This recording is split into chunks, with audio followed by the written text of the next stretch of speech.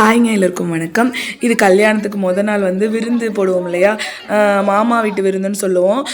கொங்கு சைடில் எங்கள் சைட்லாம் பார்த்திங்கன்னா மாமா விருந்து. ஆக்சுவலி அந்த விருந்துக்கு மொத்தமாகவே மாமா தான் வந்துட்டு, மாமா மீன்ஸ் அம்மாவோட கூட பிறந்த அண்ணா தம்பி இருந்தாங்கன்னா அவங்க வந்து விருந்து போடுவாங்க. அப்படி இல்லைங்கிற பட்சத்தில் அம்மாச்சி தாத்தா இருந்தாங்கன்னா அவங்க செய்வாங்க.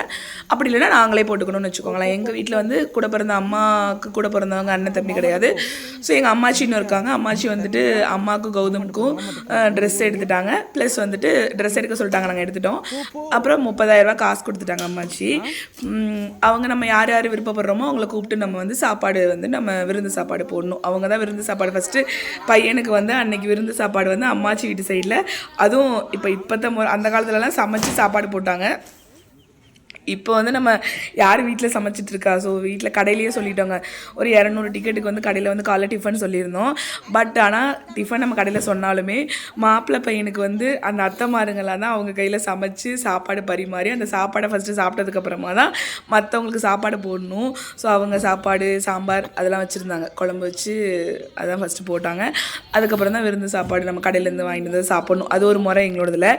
இப்போ ஃபஸ்ட்டு வந்து அத்தைமாருங்க வந்து தலையில் எண்ணெய் வைக்கணும். 5 பேர் 3 பேர் கணக்கில் வந்து தலையில் எண்ணெய் வைக்கணும். அது ஒரு முறை. இப்போ வந்து 5 பேர் வந்து வைக்கிறாங்க. இவங்கெல்லாம் அம்மாவோட தாத்தா இருக்காங்க இல்லையா, அம்மாவோட அப்பா இருக்காங்களா, அவங்களோட பங்காளி வீட்டு சைடு இருக்கிற அத்தைங்க.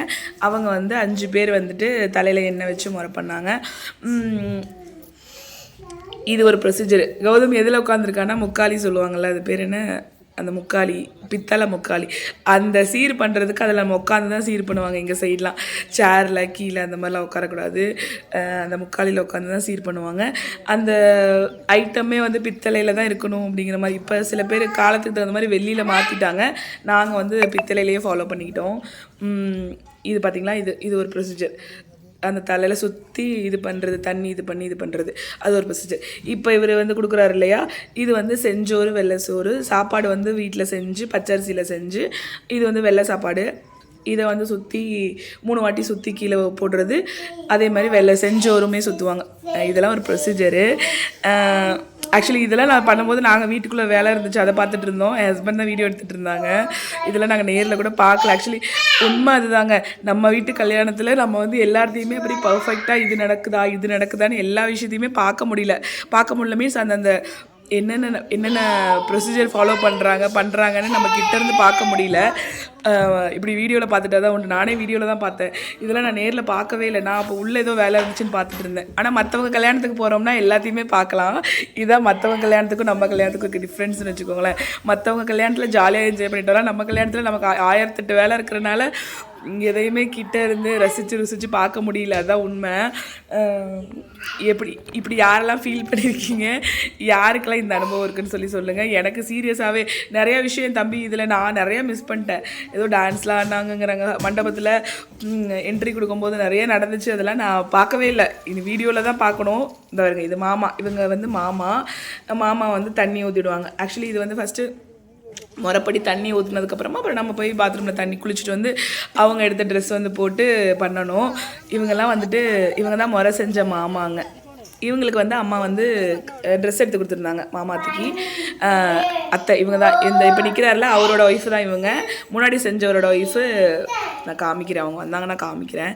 இவங்க தான் முக்கியமாக எல்லா விஷயமே இவங்க 2 பேரும் தான் முன்னாடி நின்று பண்ணாங்க.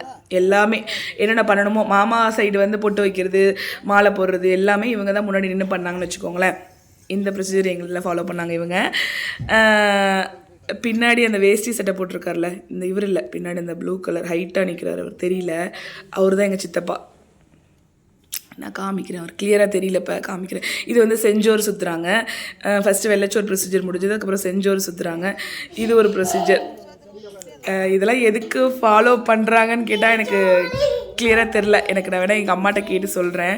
எங்கள் அம்மாவுக்கு தெரியுமான்னு தெரியல, தெரிஞ்சதெல்லாம் சொல்கிறேன் கண்டிப்பாக. நான் இது எதுக்கு இந்த முறை ஃபாலோ பண்ணுறாங்கன்னு எனக்கு தெரியலங்க. யாராவது தெரிஞ்சால் சொல்லுங்கள், நான் தெரிஞ்சுக்கிறேன்.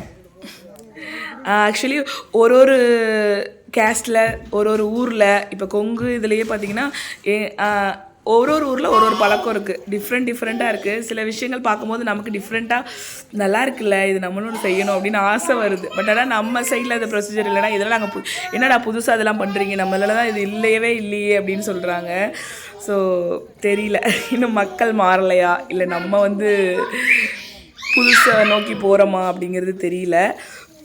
நீங்களும் அந்த மாதிரி ஃபீல் பண்ணியிருக்கீங்களான்னு சொல்லி சொல்லுங்கள். நான் ஆக்சுவலி இந்த வீடியோ வந்து அவ்வளோதான், முடிஞ்சிச்சு. எல்லா ப்ரொசீஜருமே முடிஞ்சிச்சுங்க.